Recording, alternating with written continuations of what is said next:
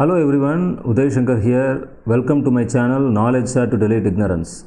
This channel is created to share the knowledge of known ideas to the unknown society. And today in this channel we will be discussing about the wind energy conversion part 2.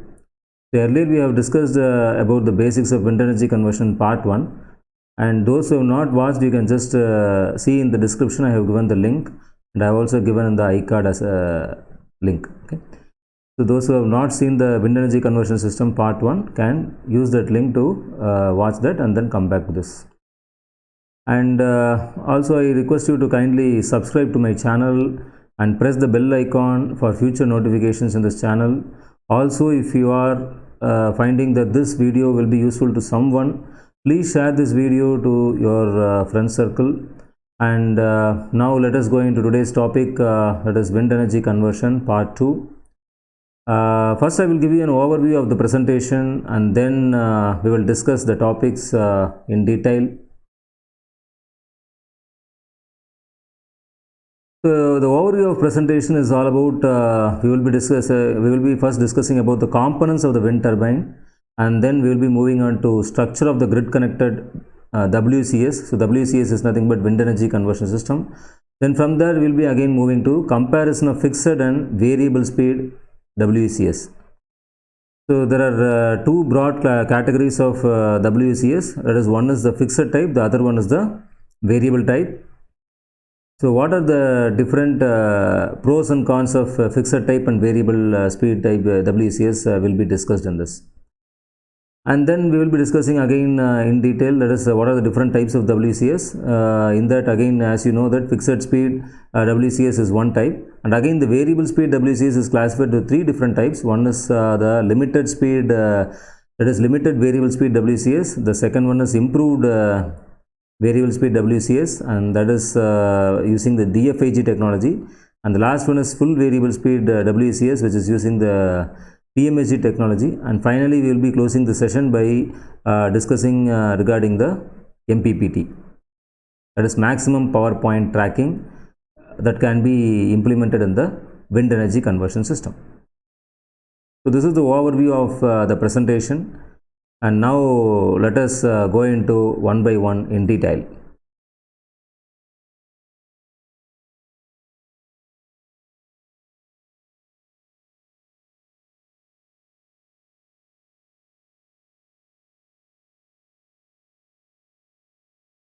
Okay,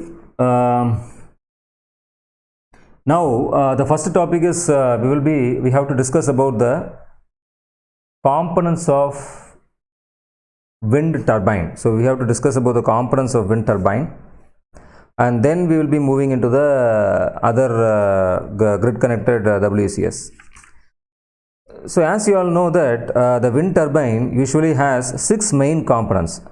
So what are the main components? Like rotor, gearbox, generator, control and protection systems, tower, and the foundation. So these are the different components in the wind turbine system.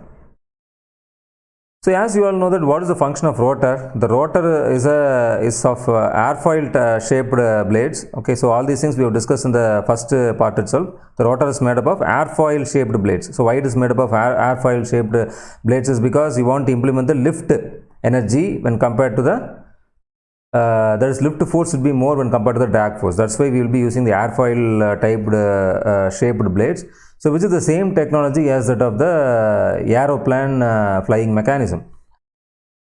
So here, so the rotor is made up of airfoil shaped blades, and it takes the wind and aerodynamic energy, and it converts the kinetic energy into the mechanical energy through the connected shaft. Then from the rotor, that is wind turbine rotor, it has been connected to the gearbox. So what is the use of this gearbox? The gearbox alters the rotational velocity of the shaft to suit the velocity of the generator, because the rotor speed will be of that is wind turbine speed will be of very less speed only, and so we have to match with the generator speed, because normally the generator in order to produce the voltage of around 415 volt, it has to rotate at around 1500 or 3000 rpm. So you want to increase the speed, so and because of which from the rotor it has been connected to the gearbox. and from the gearbox it will be connected to the generator. And the generator is a device that will produce the electricity when the mechanical input is given to it. Yeah, so as the mechanical input is given to it from the turbine, and that rotation causes the rotor bars to cut the magnetic field, and because of which the electric power is being generated. And next comes the control and protection system. So what is the use of this control and protection system? That is, the protection system is used for the safety. Okay, it is used for the safety, and it makes sure that the turbine will not be working under any dangerous conditions. So this is the main intention of the control and protection system.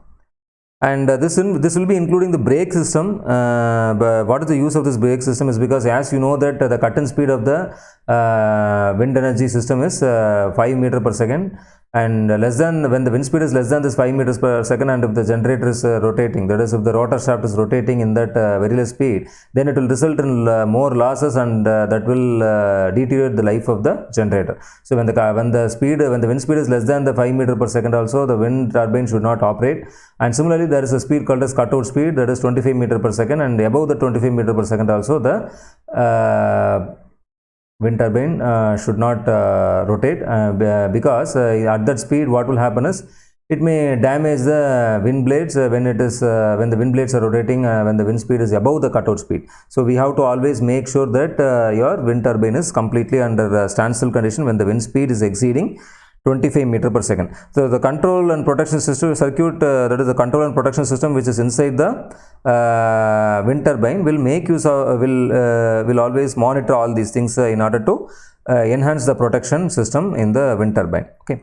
And finally, a tower. So what is the use of this tower? The tower is the main shaft that connects the rotor to the foundation. Is it right? So it also raises the rotor high in air, where we can find that more strong winds are available at higher heights.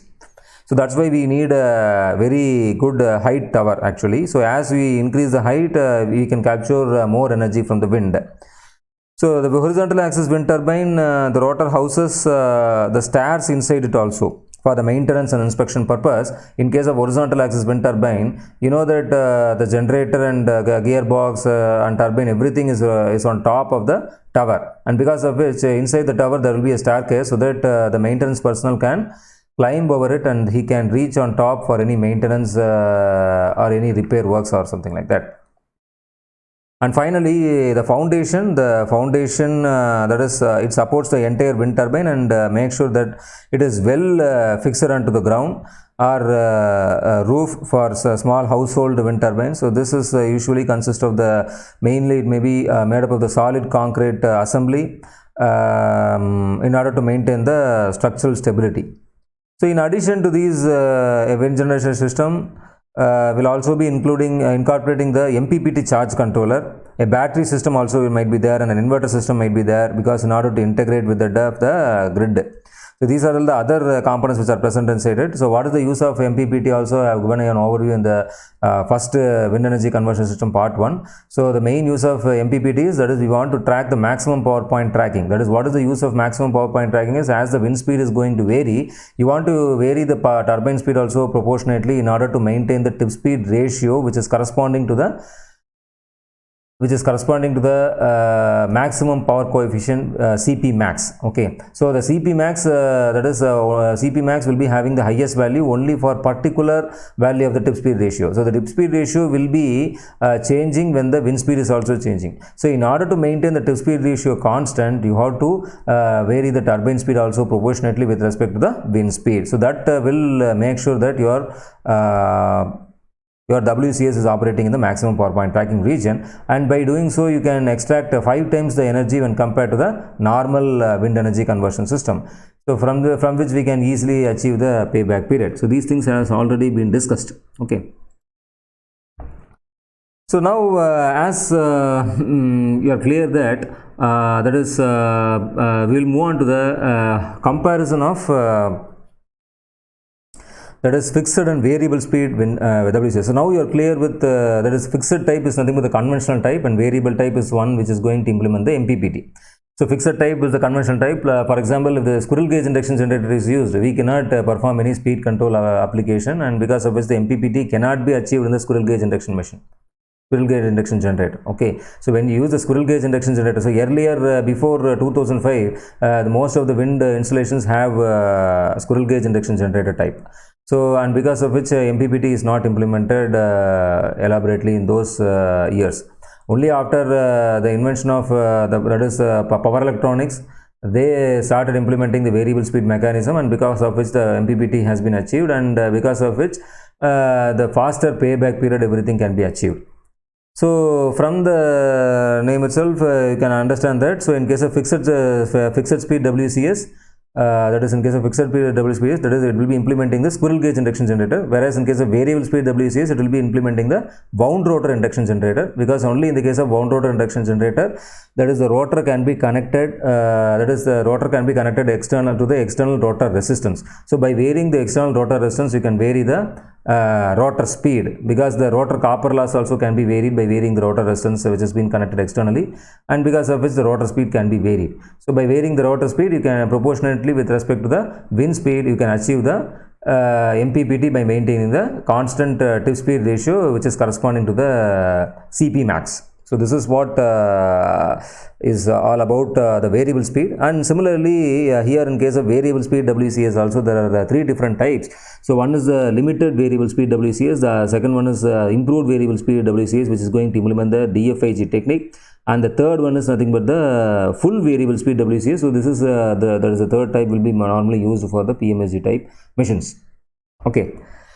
So this is about the comparison of the fixed speed, but the main advantage of the fixed speed is since it is not implementing any complex control systems, and also it is not implementing any external rotor resistance, and because of which the weight is very less, maintenance is quite easy, and cost is also less. So these are the main advantages of the fixed speed WCS. Okay, because the cost is going to be reduced because of absence of the external rotor resistance, and similarly that is weight is also getting reduced. So and but the problem is we cannot extract more power, because MPPT cannot be used in case of the fixed speed WCS. So in order to implement the fixed that is MPPT, you will be using the variable speed WCS. Okay, so in case of variable speed WCS, you will be using the wound rotor induction generator. So now we will be seeing one by one in detail. So,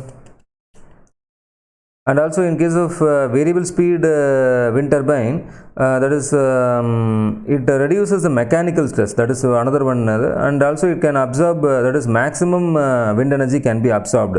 So that is the main advantage of the variable speed wind turbine, and MPPT, since MPPT can be implemented.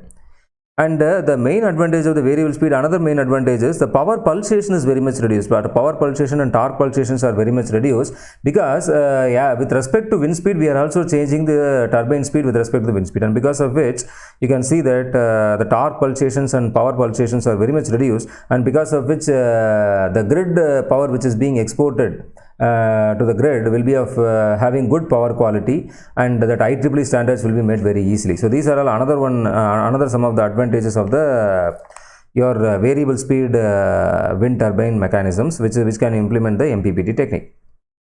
And also the doubly fed induction generator concept is a new one, and it is going to implement some additional power electronic circuits in the rotor side of the wound rotor induction generator, and because of which the range of the MPPT can be increased, or range of the MPPT or wide speed variations can be achieved, and because of which wide MPPT range can be achieved. So that is the main advantage. Only thing is the initial cost will be quite high. And also the power factor also can be easily controlled by implementing the DFIG technique. So now we will go into the discussions of fixed speed wind energy conversion system. Okay, so fixed speed wind energy conversion system. So this is the block diagram. So this is the block diagram of the fixed speed wind energy conversion system. So as the name from the name you can see that from the name you can see that that is the rotor speed will always be, because see here you can see that that is the fixed speed. Yeah, so you can see that the fixed speed. So since it is fixed speed, the rotor speed is not going to vary with respect to the wind speed. So it is fixed speed. So this is the main thing you want to understand.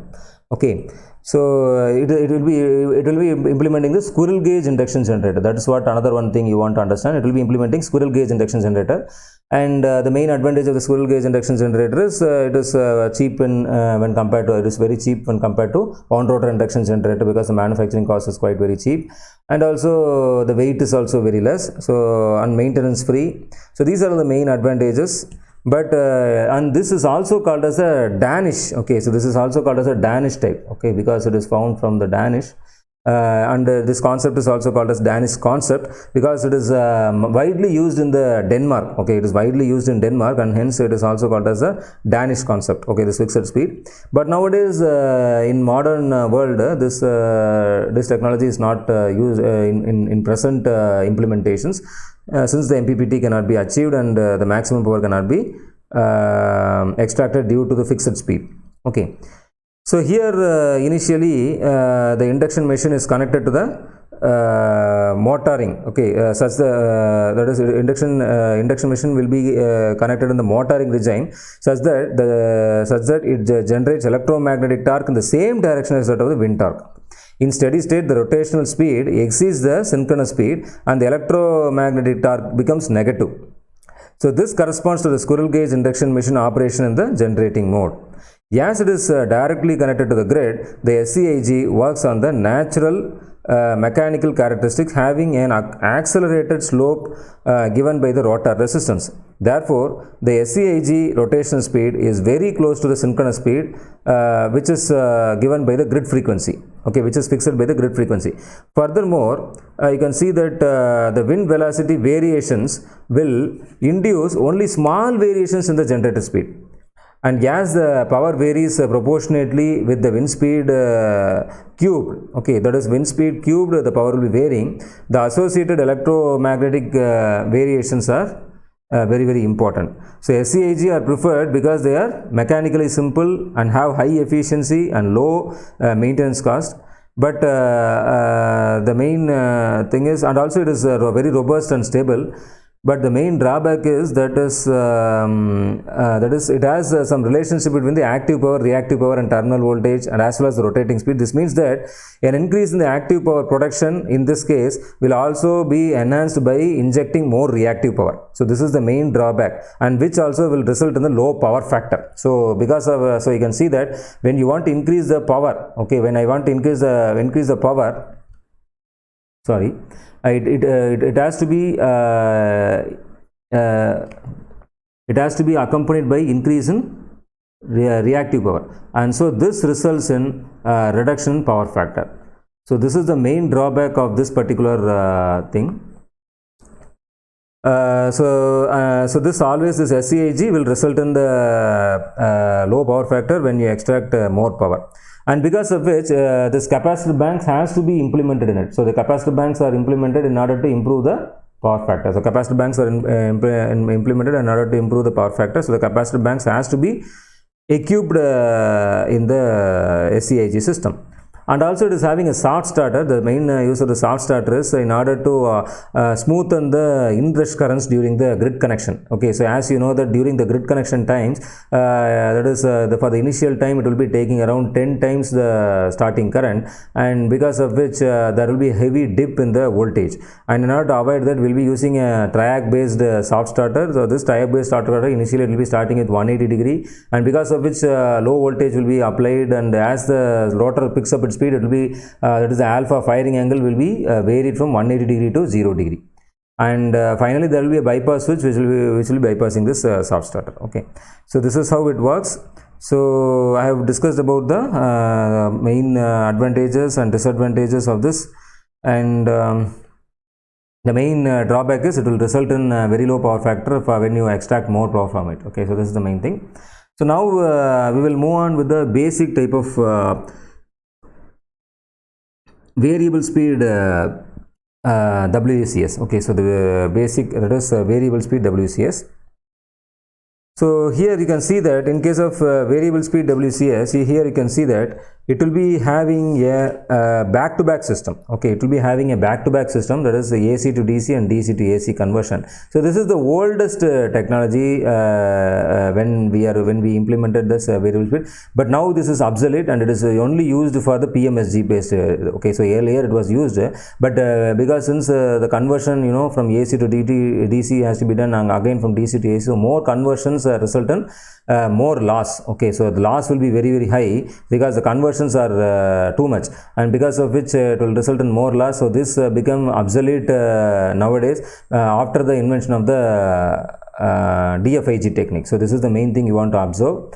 And so anyway, so this is the oldest technology which in which the MPPT can, so here also the MPPT can be implemented. That is the main thing you want to implement, that is the MPPT. Since earlier using this only they were implementing MPPT, and now this is seldom used, and now it is used only in the PMSG base. So this is now at present it is used in PMSG. Okay, so this is now at present it is used in PMSG base, and it is also called as fully variable. Anyway, we will come to it later. So the main drawback is it results in high cost. Okay, so because of more number of converter and inverter circuits, more number of control circuits, and also it results in more loss. So, and these things made that to replace, and also the power rating is very, very high. So this is one main drawback, that is the power rating is very, very that is the power electronic circuits are directly connected in the grid. Okay, so the power rating will be very, very high, and because the cost is also very high, and the losses also may be quite high. So this is the oldest technique, but now this technique is used for the PMSG based. Okay. So now we will move on with this. So as I said, there are three different types of the variable speed. There is a limited variable speed. So this is the first invention after the variable speed, so which resulted in less loss, and as well as which resulted in implemented. But the problem is it can implement only 10% of the speed variations. Okay, so 10% of the NR speed only can be varied, and because of which the MPPT range is very, very less. MPPT range, which is very, very less, and so only less power can be extracted. So this is the main drawback of this particular system. So you can see that this particular system, the main thing is it is using wound rotor induction generator. So here you can see it is using wound rotor induction generator, but whereas in previous case it was using squirrel cage induction generator. So in case of wound rotor induction generator, you can connect the external resistance. Okay, so you can connect the three-phase external resistance here. So and that can be also varied. Is it right? So that is the main advantage. So it can be varied. Okay, so it can be varied, and the capacitor banks also, because of which, so here you can see that there is so because of which the speed can be varied, and since the speed also can be varied according to the wind speed, the MPPT can be easily achieved. But the drawback is only less variation of the MPPT. There is more wide range is not possible. So this is the main drawback of this particular variable speed. That is limited variable. So that's why it is called as limited. Okay, that's why it is called as limited variable speed type. Okay, so this can be implemented by using only the wound rotor induction generator. As you know that by varying the rotor resistance RR, you can vary the speed, and because of this the MPPT can be achieved. So, but the problem is it results in external more losses, because the rotor resistance, even though it is adjustable, there is some losses in this case, and also you can see that we can only achieve about 10% and less MPPT can be range can be achieved. So this is the main drawback of this, and which led to the second version. So these things are more famous during 2008. Okay, before the invention of DFIG. And so this is the improved speed. So this is nothing but your DFIG. So this is nothing but your DFIG. So you can see that the DFIG here. Okay, so this is DFIG. Okay, so here improved. So it is called as improved. Why it is called as improved is because you can achieve more MPPT range. Can achieve more MPPT range in this. So this is the most popular nowadays. So this is the most currently used nowadays, and it is the most popular nowadays. And the variable speed operation is possible because of the power electronic converter interface which is being connected between the grid and the rotor. So it has been connected between the grid and the rotor. Okay. So this power electronic interface is there. And this DFIG, that is, it is a wound rotor induction generator with stator winding, is directly connected to the three-phase constant frequency supply through this transformer. Okay, so you'll be using a three-winding transformer here. And here you will be having two secondary windings. Okay, so in one secondary winding will be connected directly to the stator. Okay, and in one tertiary winding, so this is the tertiary winding and this is the secondary winding and this is the primary winding, and in tertiary winding will be connecting to the rotor circuit through this power. And the main advantage is it is partial rating. Why it is called as partial rating is because rotor loss is very less, and because of which the rating will be around only 30% of the when it is connected to the directly to the grid. So this is the main advantage, and because of this the cost is not very high. That is the main advantage of this. Okay, so the doubly fed induction generator will not result in very high cost. So the main thing is the system allows the variable speed over a very large range. Okay, but so the thing is, it is always governed by the power electronic converter and its controllers. The power electronic converter comprises of the IGBT converters, namely the rotor side and grid side converter. So it is having a rotor side converter and the other one is a grid side converter, and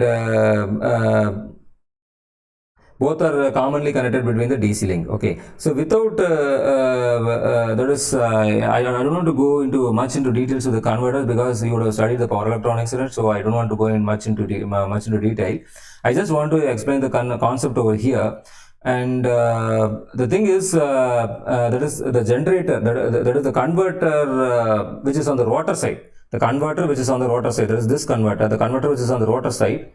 The converter which is on the rotor side will always control the generator's active and reactive power. Okay, it will always control the generator's active and reactive power, while the generator which is on the grid side, okay, which is on the grid side will always control the DC link voltage and as well as the power factor. So this will control the DC link voltage and the power factor, whereas this inverter will be controlling the that is active and reactive power. So this will be controlling the P and Q aspects, and whereas this will be controlling the voltage and power factor will be controlled. So this is the main thing you want to understand.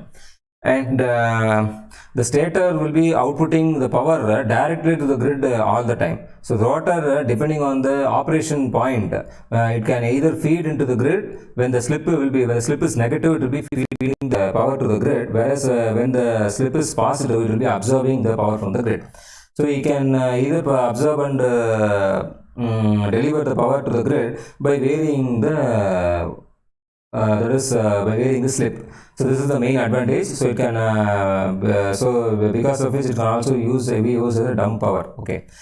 So the size of the converter is always very less because it is used only in the rotor side. Okay, so the rotor side the power consumption is less when compared to the stator side, and because of which the power rating is also quite less. So the DFIG based WECS are highly controllable, and it allows the maximum power extraction over wide range of wind speed. And here we can achieve active power control, reactive power control, power factor control, voltage control, everything can be implemented. And because of which the DFIG based WECS will also be able to absorb or inject the power into the grid. And so it can also implement the voltage control in the grid. So these are the main advantages which are more attractive in nature in order to implement the DFIG based improved variable speed type scheme. Okay. So here again we will be moving on to the full variable type. So as I have said, this full variable type. So this full variable type nowadays is used only in the PMSG based system. Okay. So because this full variable type earlier there is what happened is in case of PMSG, for example, if I am using the PMSG over here. So for example, if I am using the earlier it was used for the induction generator, but now it has been seldom used because nowadays it is used for the PMSG, because PMSG does not need any reactive power. It does not need any reactive power.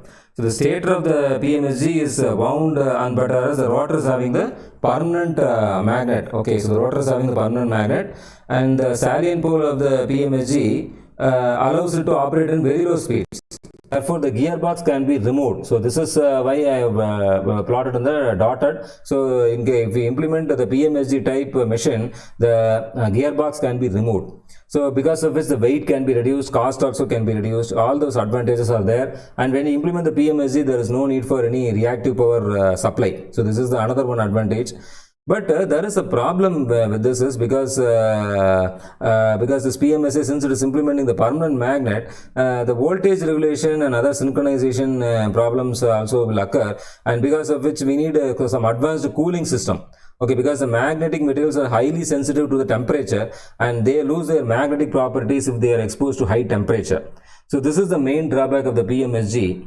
And so because of which it is not used much. Okay, so when compared to DFIG, PMSG is even today it is in the research level only, because the permanent magnet is having a lot of troubles when it is used at a very high temperature. It will be losing the magnetism, and because of which the machine loses its property of generation and other things. So this is the main advantage, even though it is having many advantages, like it is very less weight because of no gearbox can be used and all those things, but no, it does not take any reactive power from the grid and all those things. So but why we are implementing such a type is because PMSG it will be directly coupled to the rotor turbine, and because of which the PMSG will be rotating at the speed proportional to the, so here the speed will be proportional to the wind speed, that is the rotor speed. The rotor speed will be proportional to the wind speed, and because of which the frequency will be varying, and this is the main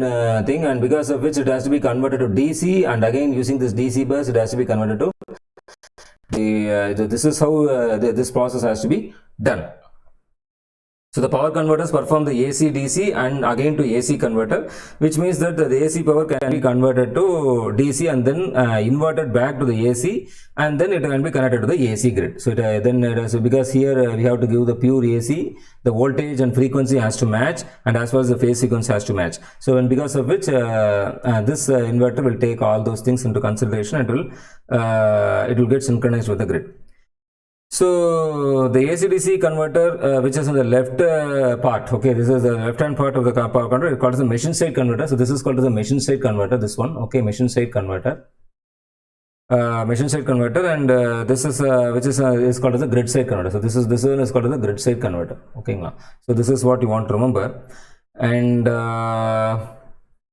various control signals are provided such that the output frequency is maintained, output frequency, voltage and phase sequence, everything is maintained constant, and it's getting synchronized with the grid, and it will be maintaining the IEEE standards. Okay, so this is what all about the full variable speed, and this nowadays it is used in the PMSG type. But since the PMSG it is using the permanent magnet, which is having the property which is varying with respect to temperature, the permanent magnet, there is magnetism is always having some inclination towards the temperature, and because of which this PMSG is still in the mostly in the research level, and not with the implementation is quite small, less level of implementations has only been done in that.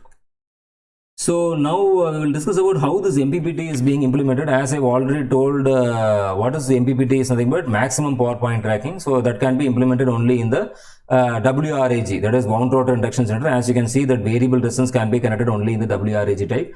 And in all the things you need the soft starter. This soft starter is used to reduce the starting current. Okay, so it will take high starting current because the rotor will be in the standstill condition, and because of which the stator flux will be cutting at more speed, and because of which the rotor bars will be taking cut at a rate, and because of which the more voltage will be induced in rotor, which will result in the more starting current.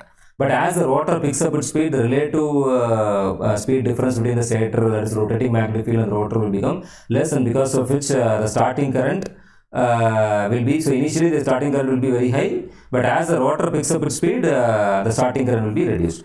So this is what we want to understand. And as well, it will be having the capacitor bank. What is the use of this capacitor bank is because it has to supply the reactive power. As you know that that is the induction generator will be taking more reactive power during the starting, and because of which more dips will be there. So if you implement the capacitor bank, a partial amount of reactive power will be taken from the grid, and partially this capacitor also will be supplying some this one, because of which the grid will be quite released from supplying the reactive power, and so the voltage dip in the grid will be quite less when compared to the if the capacitor is not used. So the capacitor has to be used in order to reduce the burden on the grid for delivering the reactive power to the that is WRIG during the starting as well as during the running condition.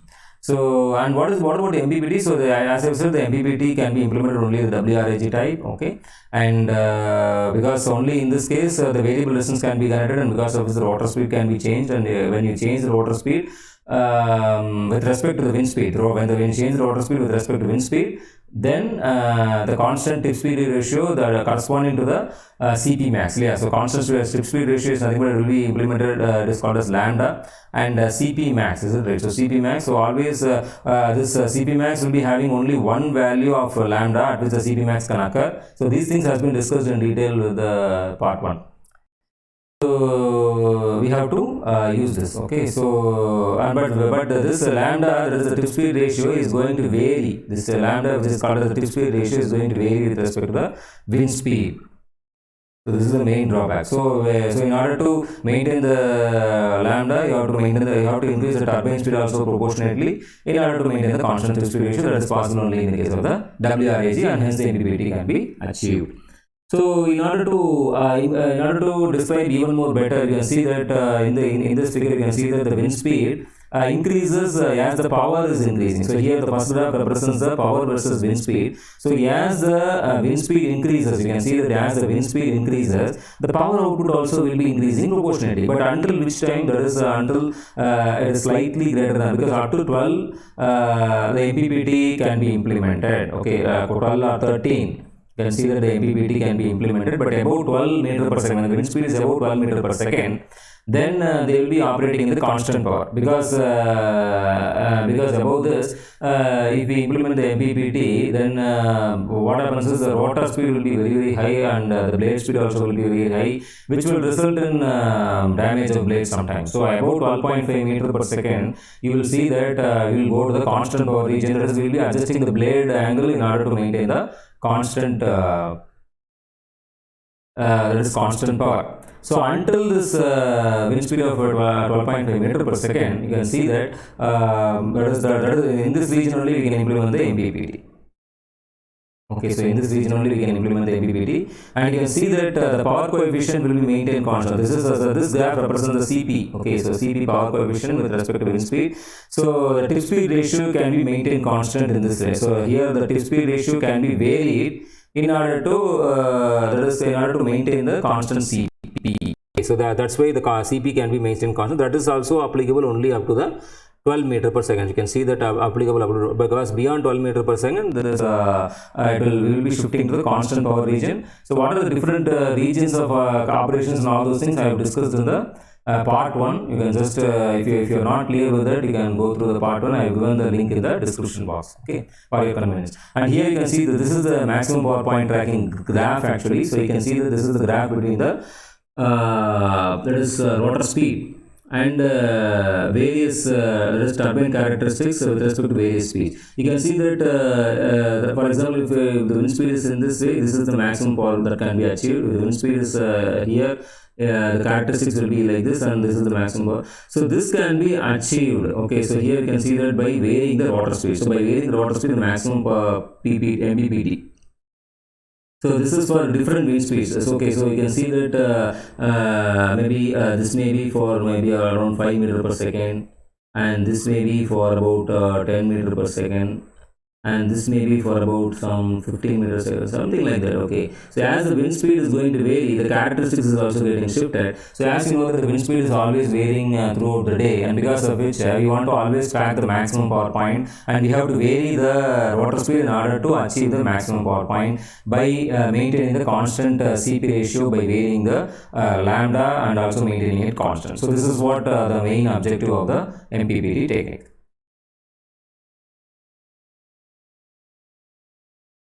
So I hope